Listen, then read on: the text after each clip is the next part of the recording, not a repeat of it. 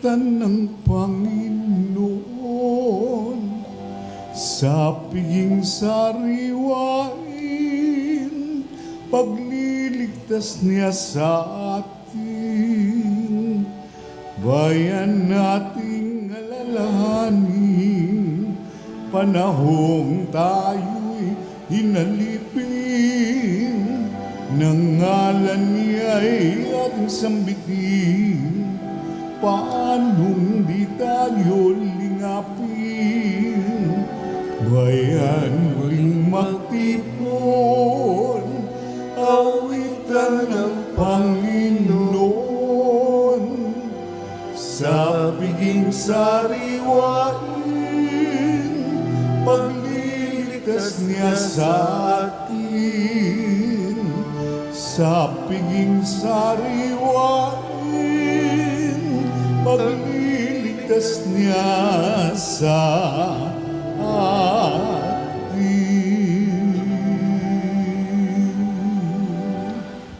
Sa ngalan ng Ama, ng Anak at ng Espiritu Santo. Amen. Ang pagpapala ng ating Panginoong Hesus Kristo, ang pag-ibig ng Diyos Ama, at ang makikipagkaisa ng Espiritu Santo naway sumainyong lahat. At sumayo rin. Mga kapatid, tinipon tayo bilang mga kaanib na angkan ng Diyos. Kaya dumulog tayo sa maawaing Panginoong nagpapatawad ng lubos. Sinugong tagapagpagaling sa mga nagsisisi, Panginoon, kaawaan mo kami. Panginoon, kaawaan mo kami.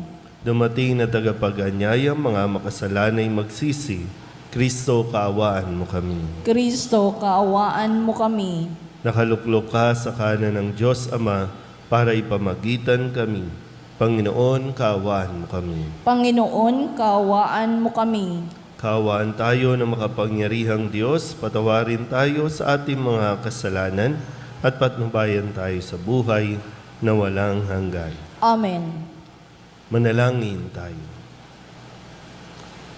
Ama naming makapangyarihan, kaming mga tinubos mo at kinupkop, ay tunghayan mo ngayon sa iyong kagandahang loob upang sa pagsampalataya sa anak mong si Kristo, makamtan ng kalayaan at pamana sa piling mo sa pamamagitan niya kasama ng Espiritu Santo magpasawalang hanggan. Amen. Umupo ang lahat. Pagbasa mula sa sulat ni Apostol San Pablo sa mga taga-Kolosas. Mga kapatid, kayo'y hinirang ng Diyos, itinalaga para sa Kanya at minamahal niya. Kaya't dapat kayong maging mahabagin, maganda ang kalooban, mapagpakumbaba, mabait at matiisin. Mapaghumanhinan kayo at magpatawaran kung may hinanakit kayo sa isa't isa. Pinatawad kayo ng Panginoon, kaya't magpatawad din kayo. At higit sa lahat, mag-ibigan kayo pagkat ito ang buklod na ganap na pagkakaisa. At paghariin ninyo sa inyong puso ang kapayapaang loob ni Kristo, sapagkat ito ang dahilan kaya kayo tinawag upang maging bahagi ng isang katawan. Magpasalamat kayong lagi. Ang mga salita ni Kristo ay itanim ninyong mabuti sa inyong isip. Magpaalalahanan kayo at magturuan ng buong kaalaman. Umawit kayo ng mga salmo, mga imno at mga awiting espiritual na may pagpapasalamat sa Diyos. At anuman ang gagawin ninyo, maging sa salita o sa gawa, gawin ninyong lahat sa pangalan ng Panginoong Hesus at sa pamamagitan niya'y magpasalamat kayo sa Diyos Ama. Ang salita ng Diyos. Salamat sa Diyos. Kayong lahat na may buhay, papurihan ang may kapal. Kayong lahat na may buhay, papurihan ang may kapal. Sa banal na templo ang Diyos ay awitan, purihin sa langit ang lakas na taglay. Siya'y purihin sa kanyang ginawa, siya'y purihin sapagkat dakila. Kayong lahat na may buhay, purihan ang may kapal. Purihin sa tugtog ng mga trumpeta, awitan sa saliw ng alpa at lira, sa tugtog ng tambol magsayaw purihin, mga alpa at plauta lahat ay tugtugin. Kayong lahat na may buhay, papurihan ang may kapal. Ang Diyos ay purihin sa tugtog ng piyong-pompyang, sa lakas ng tugtog siya'y papurihan, purihin ang Panginoon ng mga nilalang. Kayong lahat na may buhay, papurihan ang may kapal. Aleluya, aleluya. Sa pagmamahalan natin, ang Diyos ay ating kapiling, pag-ibig niya'y lulubusin. Aleluya, aleluya. Sumainyo ang Panginoon. At sumaiyo rin. Ang mabuting balita ng Panginoon ayon kay San Lucas. Papuri sa iyo, Panginoon. Noong panahong iyon, sinabi ni Jesus sa kanyang mga alagad, "Sinasabi ko sa inyo, mga nakikinig, ibigin ninyo ang inyong mga kaaway, gawan ninyo ng mabuti ang mga napupuot sa inyo. Pagpalain ninyo ang mga sumusumpa sa inyo. Idalangin ninyo ang mga umaapi sa inyo. Kapag sinampal ka sa isang pisngi, iharap mo rin ang kabila. Kapag inagaw ang iyong balabal, ibigay mo pati ang iyong baro. Bigyan mo ang bawat nangihingi sa iyo, at kung may kumuha sa iyong ari-arian, ay huwag mo nang bawiin pa ang mga iyon. Gawin ninyo sa iba ang ibig ninyong gawin nila sa inyo. Kung ang iibigin lamang ninyo ay ang mga umiibig sa inyo, ano pang gantimpala ang inyong hihintayin? Kahit ang mga makasalanan ay umiibig din sa mga umiibig sa kanila. At kung ang gagawan lamang ninyo ng mabuti, ang gumagawa sa inyo ng mabuti, ano pang gantimpala ang inyong hihintayin? Kahit ang mga makasalanan ay gumagawa rin ito. Kung ang pahihiramin lamang ninyo ay ang mga taong inaasahan ninyong makababayad sa inyo, ano pang gantimpala ang inyong hihintayin? Kahit ang mga makasalanan ay nagpapahiram din sa mga makasalanan sa pag-asang ang mga ito'y makababayad. Sa halip, ibigin ninyo ang inyong mga kaaway at gawan ninyo sila ng mabuti. Magpahiram kayo na hindi umaasa ng anumang kabayaran. Sa gayon, malaking gantimpala ang tatamuhin ninyo at kayo'y magiging mga anak ng kataas-taasan, sapagkat siya'y mabuti sa masasama at sa mga hindi marunong tumanaw ng utang na loob. Maging mahabagin kayo gaya ng inyong Ama. Huwag kayong humatol at hindi kayo hahatulan ng Diyos. Huwag kayong magparusa at hindi kayo parurusahan ng Diyos. Magpatawad kayo sa inyong kapwa at patatawarin kayo ng Diyos. Magbigay kayo at bibigyan kayo ng Diyos, hustong takal, siksik, liglig at umaapaw pa, ang ibibigay sa inyo. Sapagkat ang takalang ginagamit ninyo sa iba, ay siya rin gagamitin ng Diyos sa inyo. Ang mabuting balita ng Panginoon. Pinupuri ka namin, Panginoong Jesucristo. Isang magandang umaga po sa inyong lahat. Ngayon po ay Huwebes ng ika-23 linggo sa karaniwang panahon. Narinig niyo po ba ng malinaw ang pagbasa ko po ng Ebanghelyo? Ano ba ang tumama sa inyo dito? Ha? Kasi kagabi ko pa po ito pinagnilaya, no? Ano pa bang idadagdag ko dito? Malinaw naman ang mga sinasabi ni Jesus. Kaya nga, katulad ng sinasabi ni San Pablo sa mga taga-Korinto, yung inaakala natin na may kaalaman na tayong lahat. Alam na natin, lagi natin binibida yan. Alam na natin ang ating gagawin. Alam na natin yan. Ang problema, ayaw lang nating gawin. Yung mga tanong natin lagi, ano bang gagawin ko? Pero alam mo naman na kung ano ang gagawin mo, ayaw mo lang simulan. Lalong-lalo na no, pagdating sa usapin ng kapag ikaw ay sinaktan, kapag ikaw ay ninakawan, kapag ikaw ay, inutangan.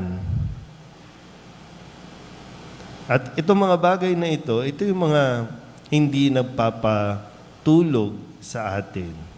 Ito yung mga damdamin natin na hindi nagbibigay tuloy sa atin ng kapanatagan. Yung peace of mind natin. Kasi isip tayo ng isip sa kanila. Iniisip mo yung mga taong inutangan o umutang sa iyo. No? Lalo na nung mga panahon na kapag umuutang sa iyo, ang bait-bait. Pero kapag sinisingil mo na, ikaw pa ang masama. Galit pa. So, paano na nga ba? So, alin yung dala-dala natin dito? Na kung tutuusin, ito yung sinasabi ni Jesus. Huwag kayong magalit doon. Yero yun eh. Wala tayong laban dyan. Pero hanggang kailan nga natin? Para sige, okay, naintindihan na natin na nasaktan tayo noon, matagal na panahon na, pero hanggang kailan nga natin to bibit-bitin? Hanggang kailan mo yan kikim-kimin? Hindi mo na makita yung tao na nanakit sa iyo. At ang pinakamasakit din, di ba? Kung sino pa yung pinakamalapit sa iyo, yun pa yung gumawa ng hindi maganda sa iyo. Akala mo lang, wala na, pero tinabunan mo lang, pero kapag nagkita, doon matitrigger yung sama ng loob, yung galit. So ngayon, alam mo na ba talaga?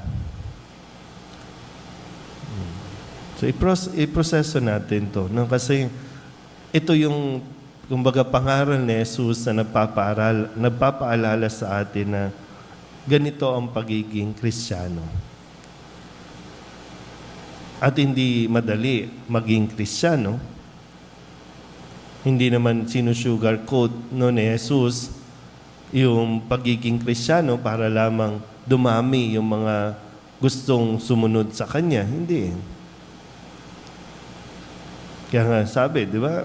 Pasanin ang krus, ibigin ang kapwa, ibigin ang kaaway, ipanalangin ang mga umuusig.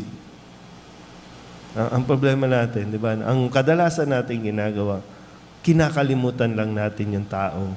Hindi natin ipinagdarasal yung tao. Huwag din sana tayong umabot sa punto na sana mamatay na siya. Yung panalangin natin. Hindi ganun yung panalangin na hinihiling sa atin na gawin natin sa mga taong umaaway sa atin, umuusig sa atin, ang papahirap sa atin. Ano bang gagawin natin sa mga patuloy na nagnanakaw ng pera ng bayan? Magagalit na lang ba tayo habang buhay? Lagi naman natin, di ba? Minsan may pagkakataon naman para maituwid natin yung pagkakamali, kaya lang tayo pa rin naman ang gumagawa ng ikakasamaan natin. Tayo pa rin naman ang pumipili ng mga taong mananakit sa atin. Akala lang natin wala silang ginagawa sa iyo. Kasi ang iniisip natin, yung literal na nandiyan dyan sa tabi mo, yun yung sasampal sa iyo. Pero yung nagpapalugmok sa kahirapan, hindi natin to pinapansin. Pero ang panawagan ng Jesus ay ipagdasal natin sila.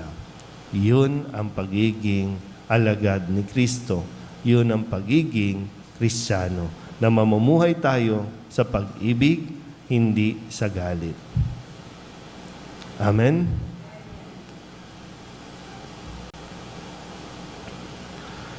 Bumaling tayo sa Diyos Ama para sa tulong na ating kinakailangan upang sundin ang halimbawa ni Jesus na nagsasabi sa ating mahalin natin ang ating mga kaaway. Ang ating pong itutugon, Diyos ng pag-ibig, bigyan mo kami ng lakas. Diyos ng pag-ibig, bigyan mo kami ng lakas.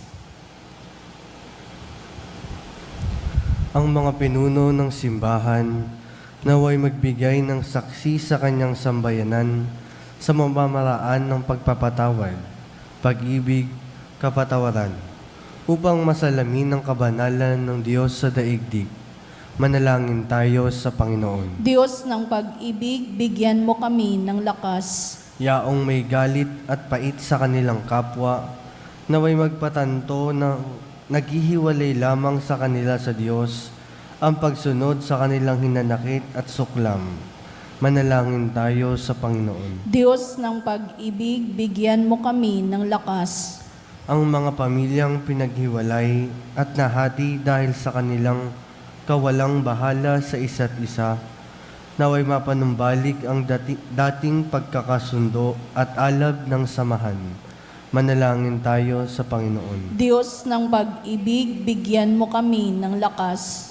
Ang mga may sakit, naway magkaroon ng kapayapaan ng isip na lumalagos sa pagpapahalaga nila sa kanilang natatanging bahagi ng pakikiisa kay Kristo sa kanyang pagpapakasakit. Manalangin tayo sa Panginoon. Diyos ng pag-ibig, bigyan mo kami ng lakas. Ang mga yumao, naway makibahagi sa kapayapaan at kaligayahan ng kaharian ng Diyos. Manalangin tayo sa Panginoon. Diyos ng pag-ibig, bigyan mo kami ng lakas. Upang mamayani ang kapayapaan sa Ukraine, sa Holy Land at sa buong mundo, at ipagadya nawa ang sangkatauhan sa karahasan, kasakiman at pang-aabuso ng kapangyarihan na nagdudulot ng paghihirap at kamatayan sa marami. Manalangin tayo sa Panginoon. Diyos ng pag-ibig, bigyan mo kami ng lakas. Upang ang lahat ng mga nagdurusa dahil sa kalupitan ng digmaan ay daglian ng makaranas ng kapayapaan at mabuhay ng may kapanatagan at kalayaan. Manalangin tayo sa Panginoon. Diyos ng pag-ibig, bigyan mo kami ng lakas. Idulog din natin sa Panginoon ang ating mga personal na kahilingan at mga panalangin para sa ating mga pamilya, kasama din ang mga kahilingan ng lahat ng mga nanonood sa online. Lahat ng mga misang pasasalamat, special na intensyon, agarang paggaling ng mga may sakit, at ang lahat ng mga kaluluwa na inihiling na ipagdasal sa misang ito.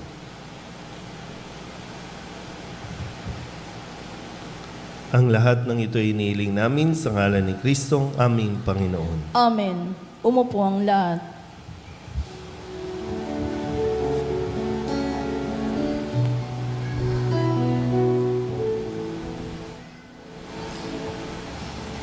Alay namin aming buhay, bawat galak at lumbay, bawat pangarap naming taglay sa palad mo ilalagay. Manalangin kayo mga kapatid upang paghahain natin ay kalugdan ng Diyos Amang makapangyarihan. Tanggapin nawa ng Panginoon itong paghahain sa iyong mga kamay, sa kapurihan niya at karangalan sa ating kapakinabangan at sa buong sambayanan niyang banal. Ama naming lumikha, ikaw ang gumagawa ng wagas sa katapatan at kapayapaan. Ipagkaloob mong ang iyong kadakilaan ay aming handugan ng iyong minamarapat na aming maialay at naway magkaisa kami sa pakikinabang sa banal na paghahaing ngayoy ipinagdiriwang sa pamamagitan ni Jesucristo kasama ng Espiritu Santo magpasawalang hanggan. Amen. Sumainyo ang Panginoon. At sumaiyo rin. Itaas sa Diyos ang inyong puso at diwa. Itinaas na namin sa Panginoon. Pasalamatan natin ang Panginoong ating Diyos. Marapat na siya ay pasalamatan. Ama naming makapangyarihan, tunay ngang marapat na ikaw ay aming pasalamatan. Pinagbibigyan mong ito'y aming maihayag kahit na ito'y walang anumang maidaragdag sa kadakilaang sa iyo ay likas. Sa pagpupuri nami ang nakikinabang ay kami ring iyong pinakikiharapan sa pamamagitan ng iyong anak na minamahal. Kaya kaysa ng mga anghel na nagsisiawin ng papuri sa iyo na walang humpay sa kalangitan, kami nagbubunyi sa iyong kadakilaan.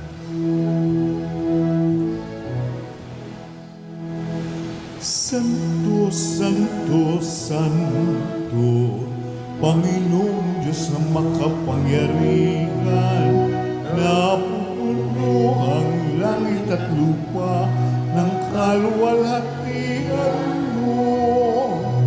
Hosana sa kaitaasan, pinagpala ang naparirito sa ngalan ng Panginoon. Hosana sa kaitaasan. Ama naming banal, ikaw ang bukal ng tanang kabanalan. Kaya't sa pamamagitan ng iyong Espiritu, gawin mong banal ang kaloob na ito upang para sa aming maging katawan at dugo ng aming Panginoong Hesu Kristo. Bago niya pinagtisang kusang loob na maging handog, hinawakan niya ang tinapay, pinasalamatan kaniya, pinaghati-hati niya iyon, iniabot sa kanyang mga alagad at sinabi, "Tanggapin ninyong lahat ito at kanin, ito ang aking katawan na ihahandog para sa inyo."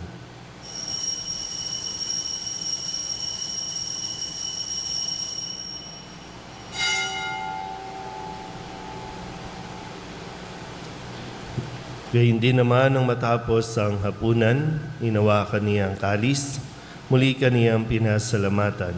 Iniabot niya ang kalis sa kanyang mga alagad at sinabi, "Tanggapin ninyong lahat ito at inumin. Ito ang kalis ng aking dugo, ng bago at walang hanggang tipan, ang aking dugo na ibubuhos para sa inyo at para sa lahat sa ikapagpapatawad ng mga kasalanan. Gawin ninyo ito sa pag-alaala sa akin."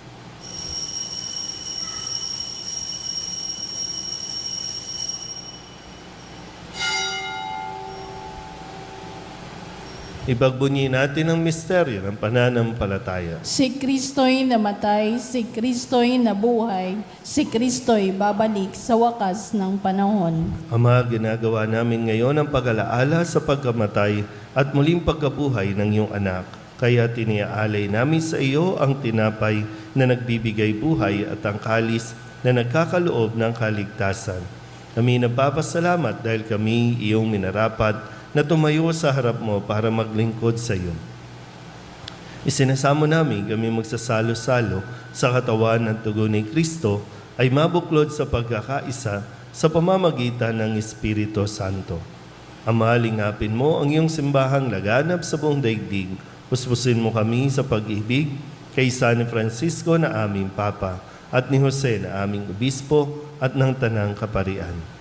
Alalahanin mo sina Angelica, Nilo, Soledad, Emerito na tinawag mo mula sa daigdig na ito.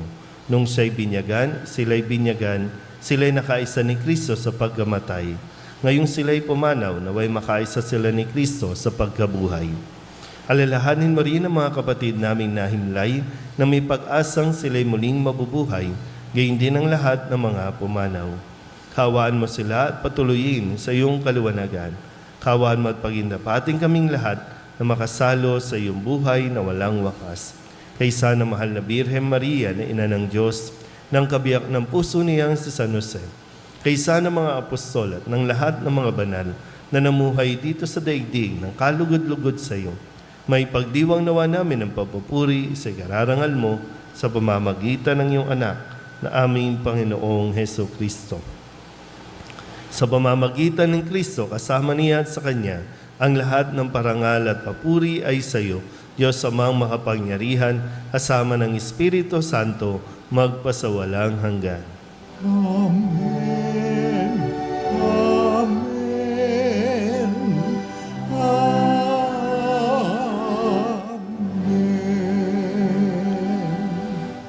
Sa tagubili ng mga nakagagaling na utos at turo ni Jesus sa Panginoon natin at Diyos, ipahayag natin ang lakas loob.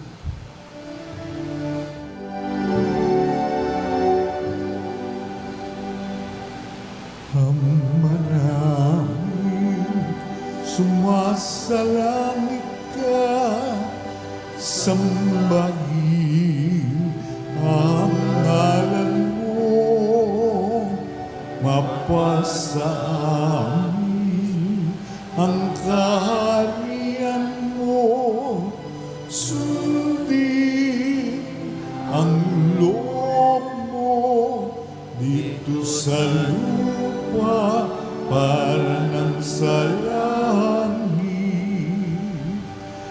Iyan mo kami ngayon ng aming kakanin sa araw-araw. At patawarin mo kami sa aming mga sala para ng pagpapatawad namin sa nakakasala sa amin. At huwag mo kami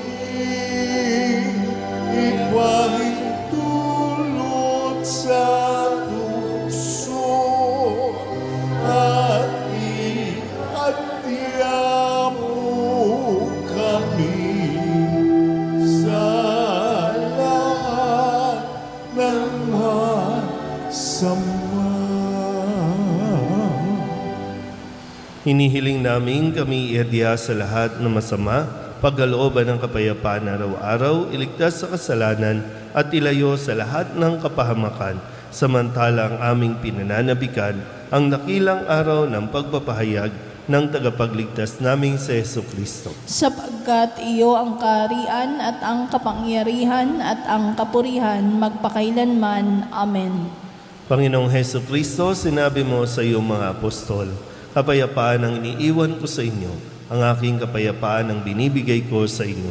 Tunghayan mo ang aming pananampalataya at huwag ang aming mga pagkakasala. Pagkalooban mo kami ng kapayapaan at pagkakaisa ayon sa iyong kalooban, kasama ng Espiritu Santo, magpasawalang hanggan. Amen. Ang kapayapaan ng Panginoon ay laging sumainyo. At sumaiyo rin. Magbigayan po tayo ng kapayapaan sa isa't isa.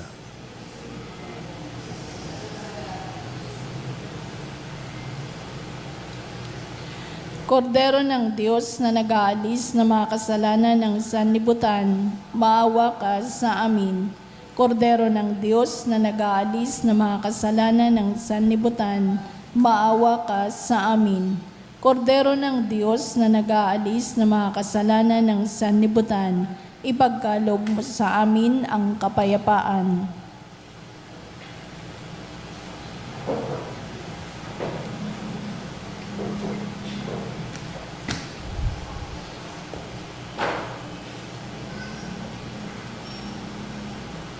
Ito ang kordero ng Diyos.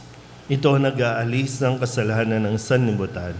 Mapalad ang mga inaanyayahan sa kanyang piging. Panginoon, hindi ako karapat-dapat na magpatuloy sa iyo, ngunit sa isang salita mo lamang ay gagaling na ako.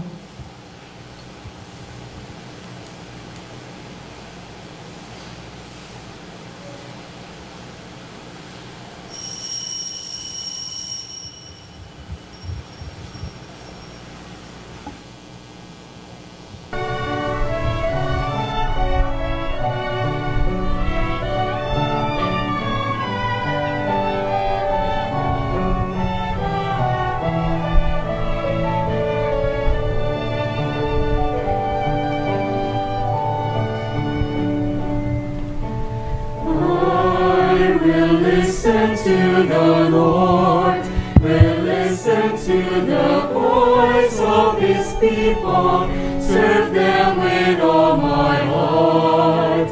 I will listen to His words and call upon the Lord for His people to live in faith and truth and in love.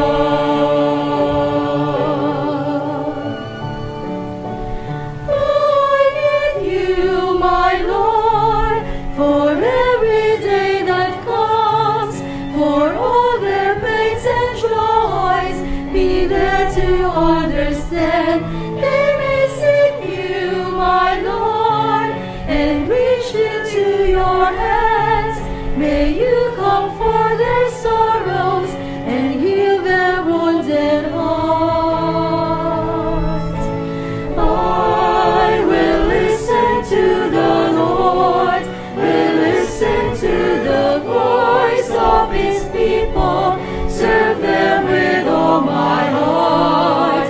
I will listen to His words and call upon the Lord for His people to live in faith and truth and in love.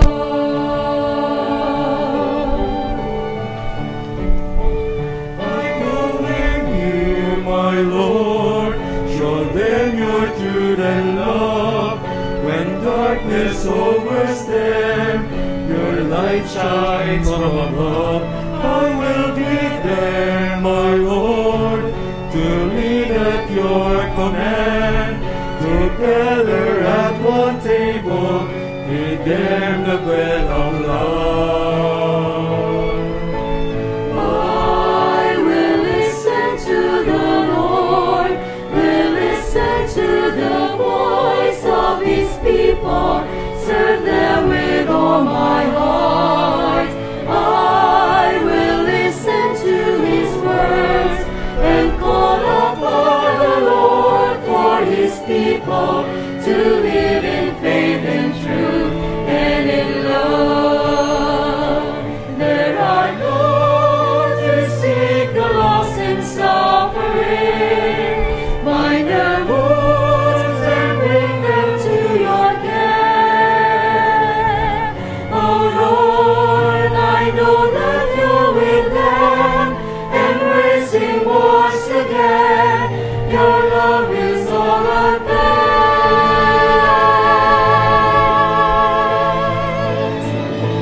I will listen to the Lord, will listen to the voice of His people, serve them with all my heart.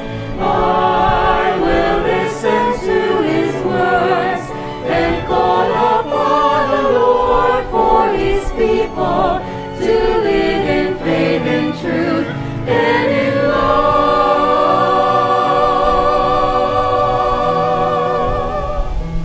I will listen to the Lord and call upon the Lord for His people to live in faith and truth and in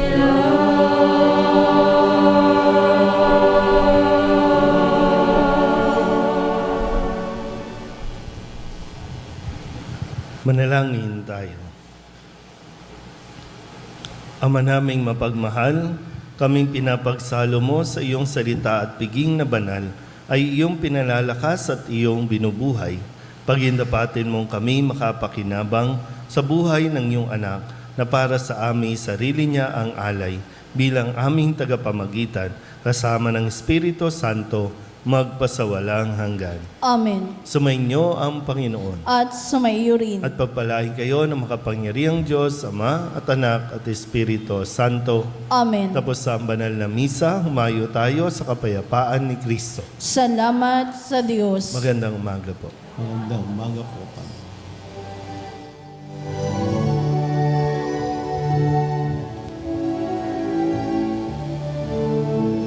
Walang sinuman na nabuhay para sa sarili lamang.